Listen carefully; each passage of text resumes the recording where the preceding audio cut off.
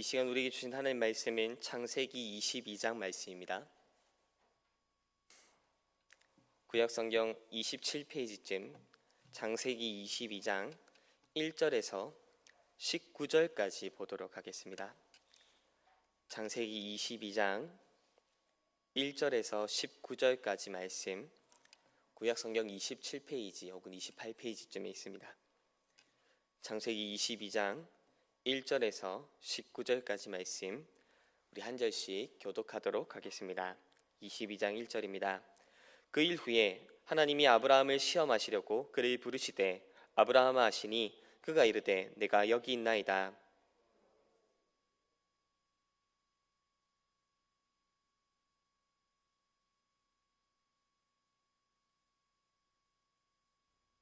아브라함이 아침에 일찍이 일어나 나귀의 안장을 지우고 두 종과 그의 아들 이삭을 데리고 번제에 쓸 나무를 쪼개어 가지고 떠나 하나님이 자기에게 일러주신 곳으로 가더니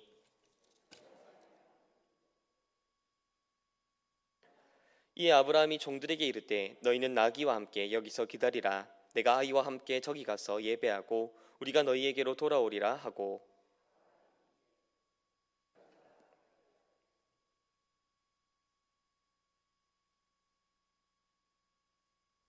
이삭이 그 아버지 아브라함에게 말하여 이르되 내 아버지여 하니 그가 이르되 내 아들아 내가 여기 있노라. 이삭이 이르되 불과 나무는 있거니와 번제할 어린 양은 어디 있나이까.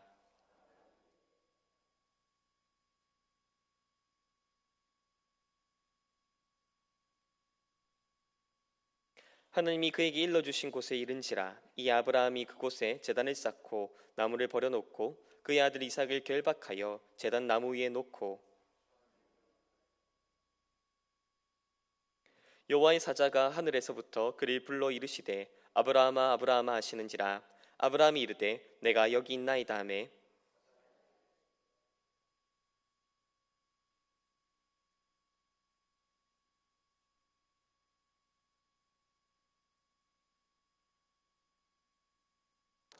아브라함이 눈을 들어 살펴본즉 한 수장이 뒤에 있는데 뿔이 수풀에 걸려 있는지라. 아브라함이 가서 그 수장을 가져다가 아들을 대신하여 번제로 드렸더라.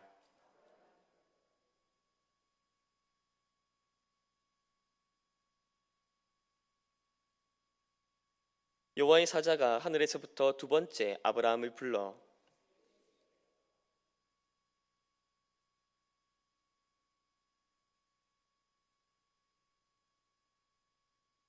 내가 내게 큰 복을 주고 네 씨가 크게 번성하여 하늘의 별과 같고 바닷가의 모래와 같게 하리니 내 씨가 그 대적의 성문을 차지하리라.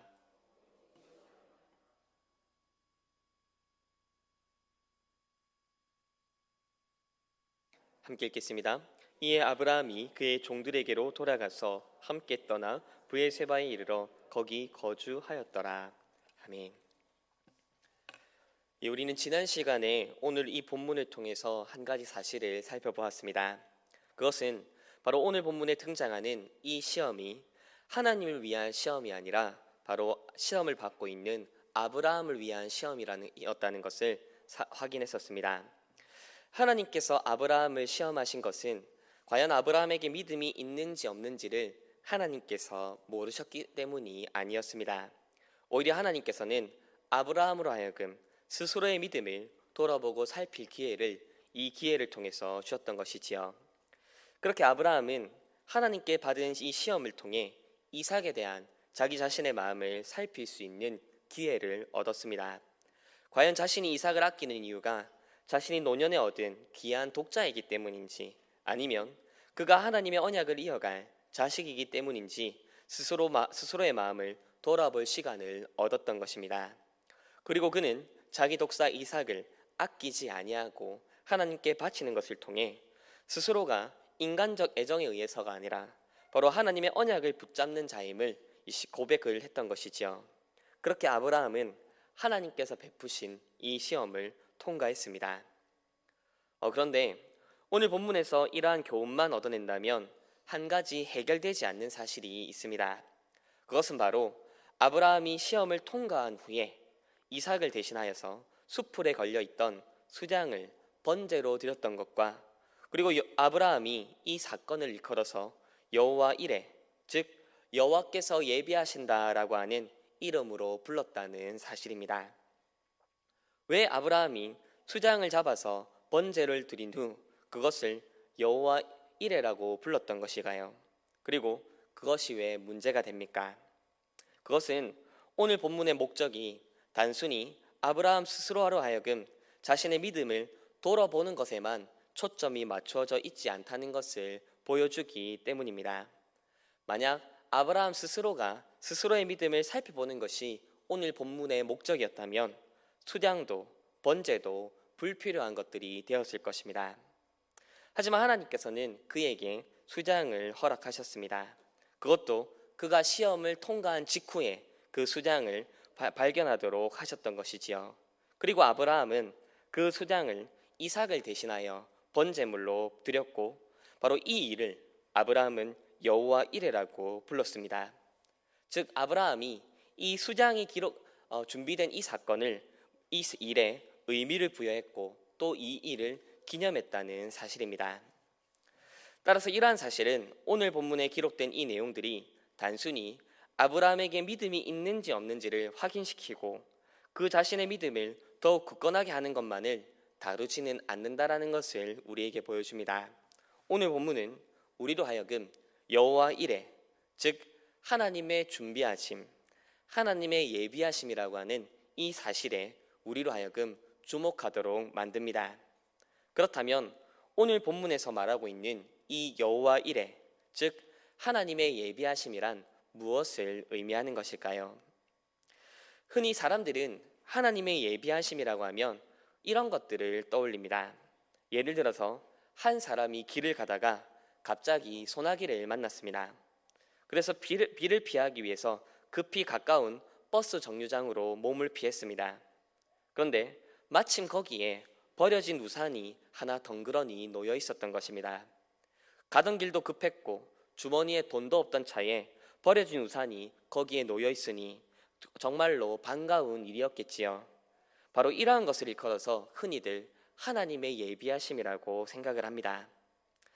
이처럼 사람들은 하나님의 예비하심이라고 하는 것을 흔히 기막힌 순간에 혹은 생각지도 못한 순간에 주어지는 어떤 일, 이런 것들과 비슷하게 생각합니다.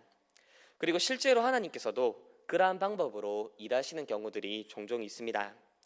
우리로서는 도무지 기대하지도 못했고 우리로서는 도무지 생각하지도 못한 그런 순간에 혹은 그런 방법으로 하나님께서 자기 백성의 길을 예비하시고 인도하시는 것을 종종 우리는 경험합니다.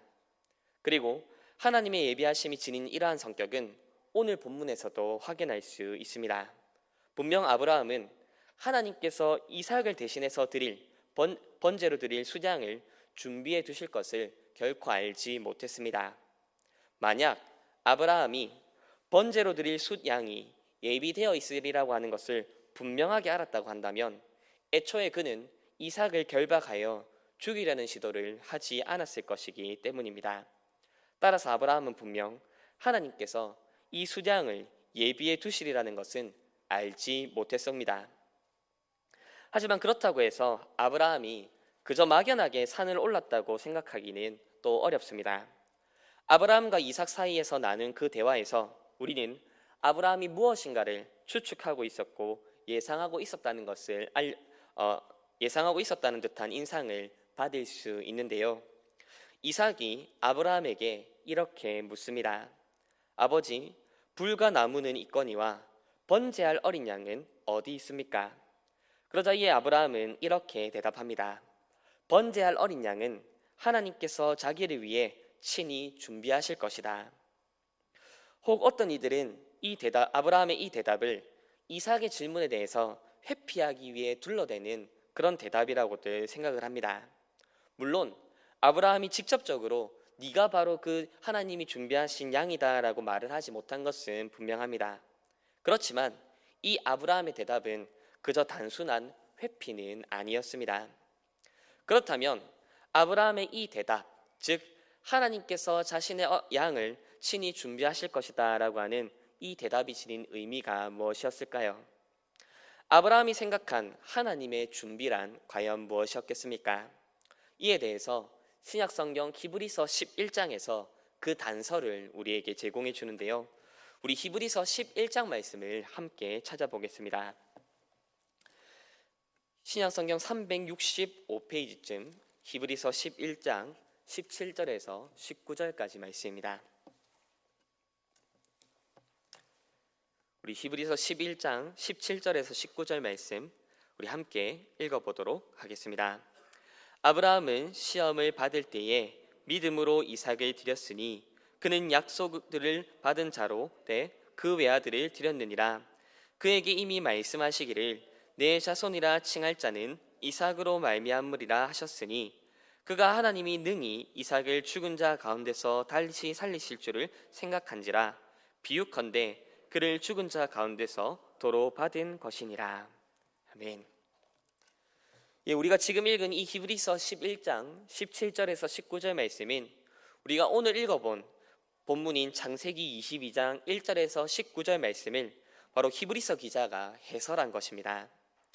히브리서 기자는 아브라함이 이삭을 드릴 때에 그가 아무 생각 없이 바친 것이 아니라 아브라함이 믿음으로 이삭을 드렸다라고 해석을 하고 있습니다. 이때 이 히브리서의 기자의 해석은 그저 그의 막연한 추측이 아니라 성령님께서 감동으로 깨닫게 하신 사실입니다. 그렇게 이 히브리서 기자의 해석이 바로 성경에 기록된 것이지요. 그렇다면 히브리서 기자가 말하는 이 아브라함의 믿음은 무엇입니까? 19절 말씀을 보면 하나님이 능히 이삭을 죽은 자 가운데서 다시 살리실 줄을 믿었다라고 말을 합니다. 즉 아브라함이 믿은 것은 혹여나 자신이 하나님의 명령을 따라 자기 아들 이삭을 번제로 잡아 죽인다 하더라도 하나님께서 다시금 이삭의 살 길을 마련하시리라는 그 기대요 믿음이었던 것입니다. 자, 그렇다면 어떻게 아브라함은 그러한 믿음에까지 이르를 수 있었던 것일까요? 어떻게 아브라함은 자신이 이삭을 번제로 잡아 죽이더라도 하나님께서 능히 그를 살리시리라 기대할 수 있었던 것입니까? 그 이유를 18절 말씀에서 이렇게 말을 합니다. 히브리서 11장 18절인데요. 그에게 이미 말씀하시기를 네 자손이라 칭할 자는 이삭으로 말미암으리라 하셨으니. 아브라함이 이삭을 하나님께 번제로 드리더라도 하나님께서 이삭을 살리실 수 있을 것이라 기대했던 그 이유는 이미 하나님께서 아브라함에게 주셨던 그 언약 때문이었습니다. 바로 창세기 21장에서 이스마엘을 쫓아낼 때에 하나님께서 아브라함에게 하신 이삭에게서 난 자라야 네 씨라 부를 것임이라 라고 하는 그 하나님의 언약입니다. 바로 이삭과 그로 말미암아 태어나게 되는 자들이 바로 아브라함의 후손이 되리라고 하신 하나님의 약속이었습니다. 그렇다면 이것이 어떻게 하나님께서 이삭을 죽은 자 가운데서도 다시 살리시리라는 믿음의 근거가 되는 것입니까? 그것은 이 언약의 내용과 이삭을 번제로 드리라라고는 이 내용이 서로 모순되는 내용이기 때문입니다. 이삭을 번제로 바친다는 것은 이삭의 죽음을 전제로 합니다. 그리고 실제로 아브라함은 이삭을 결박하여서 죽이려고 했습니다. 그러나 일전에 하나님께서 아브라함과 맺으셨던 그 언약에는 이삭에게서 난 자라야만 아브라함의 후손이 될 것이라 약속을 하셨습니다.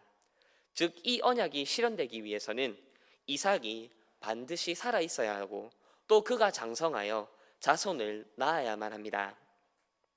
이때 아브라함은 아마 참으로 곤란했을 것입니다.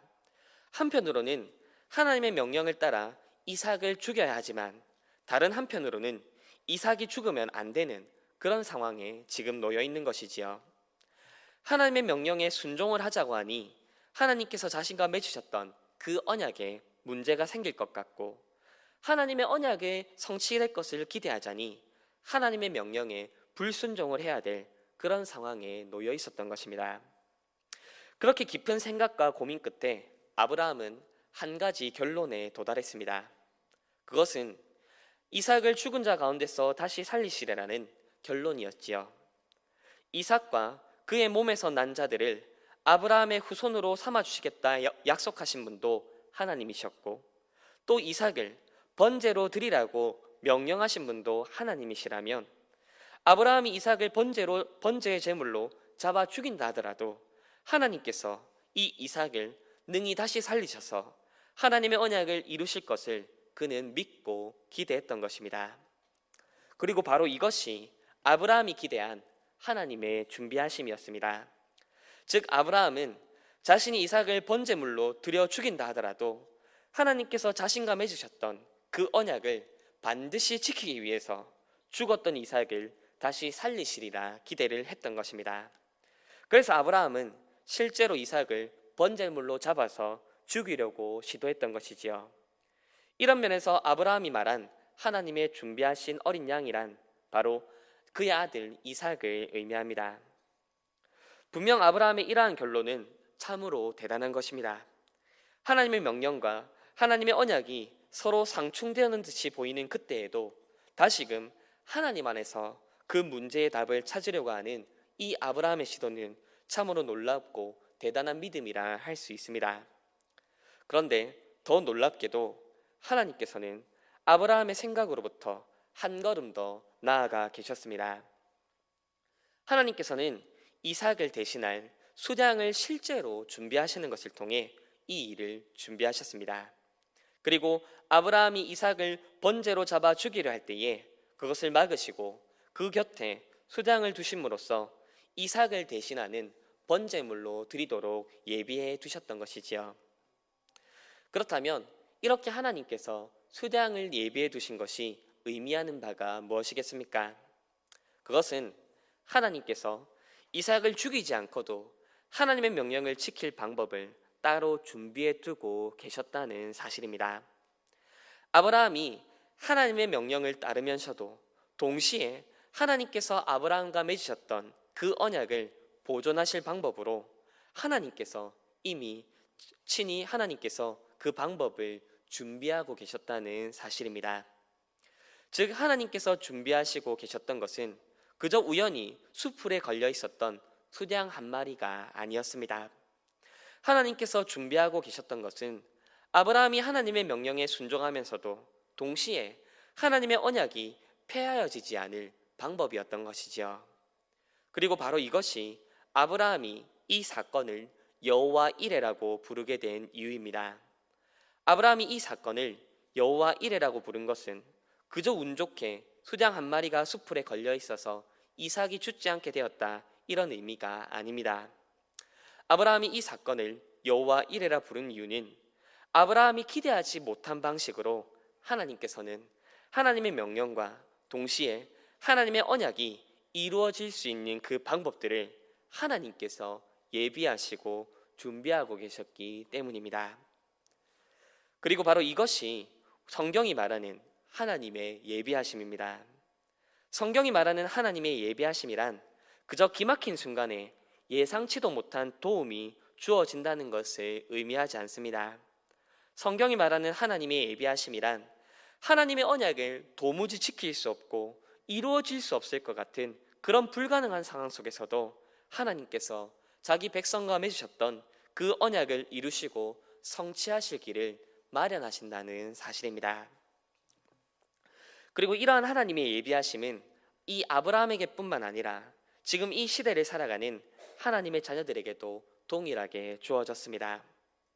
좀 더 정확하게 이야기하자면 이러한 하나님의 예비하심이 이미 우리들에게도 주어졌다는 사실입니다.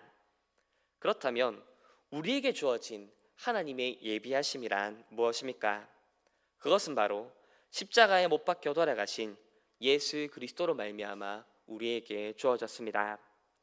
하나님께서는 수풀에 걸려있는 수장을 예비하시는 것을 통해 이삭을 번제로 드리라고 하신 명령과 동시에 하나님께서 이삭에 대해서 하신 그 언약이 함께 지켜줄 수 있는 그 길을 마련해 두셨습니다. 이와 마찬가지로 하나님께서는 속죄의 어린 양 되시는 예수님의 십자가를 예비해 두셨습니다. 이를 통해서 한편으로는 죄인을 향한 하나님의 진노와 공의를 실천하시고 실현해 보이셨습니다. 그러면서 다른 한편으로는 그 죄인을 사랑하시어 구원하실 길을 또한 마련해 두셨던 것이지요.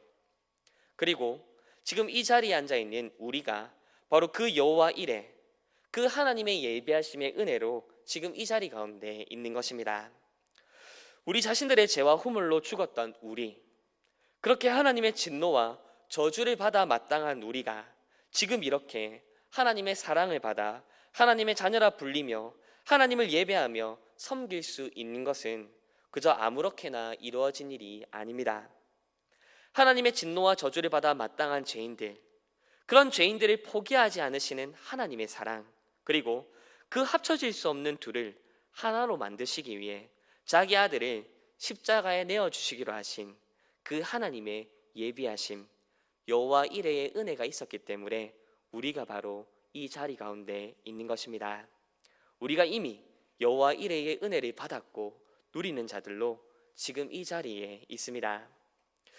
그런데 안타까운 사실은 사람들이 이 여호와 이레의 은혜를 잘 헤아려 보지 않는다는 사실입니다.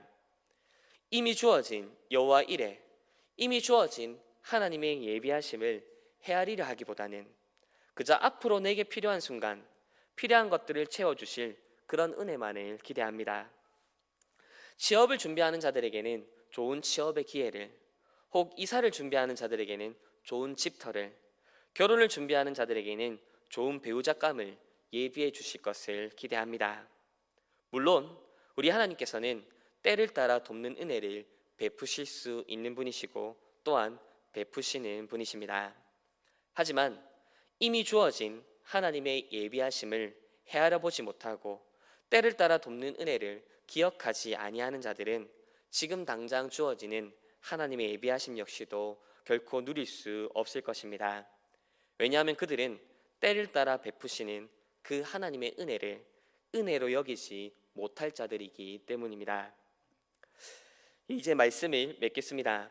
오늘 우리는 본문을 통해 성경이 말하는 여호와 이레, 즉 하나님의 예비하심의 의미에 대해서 살펴보았습니다.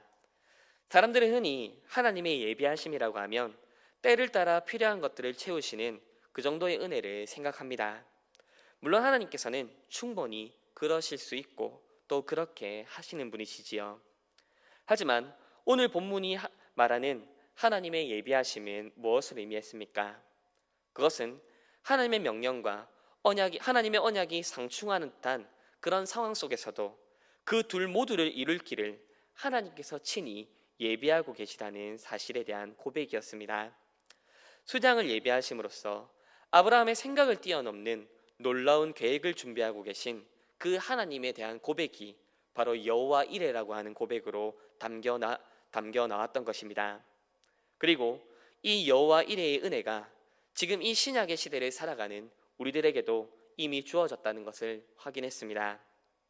지금 우리가 이 신약의 시대를 살아가면서 누리고 있는 여호와 이레의 은혜는 바로 죄인을 향한 하나님의 공의로운 진노와 그리고 그 죄인을 향한 하나님의 사랑을 조화시키는 예수 그리스도의 십자가, 바로 이것이 하나님의 예비하심이며 여호와 이레라는 것을 확인했습니다. 예수 그리스도의 십자가, 그리고 십자가의 예수 그리스도를 믿는 믿음이야말로 곧 여호와 이레를 믿는 믿음입니다. 십자가에서 베푸신 하나님의 은혜를 믿고 고백하는 자들이야말로 때를 따라 도우시는 하나님의 은혜 역시도 누릴 수 있는 것입니다. 아무쪼록 이 여호와 이레의 십자가를 붙드시는 저와 여러분들 되셨으면 좋겠습니다. 그리하여 그리스도의 십자가를 통해 베푸시는 모든 구원의 은덕들을 풍성하고 넘치도록 누리시는 저와 우리 성막교회 성도님들 그리고 우리의 언약의 자녀들 되기를 우리 주님의 이름으로 축원드립니다.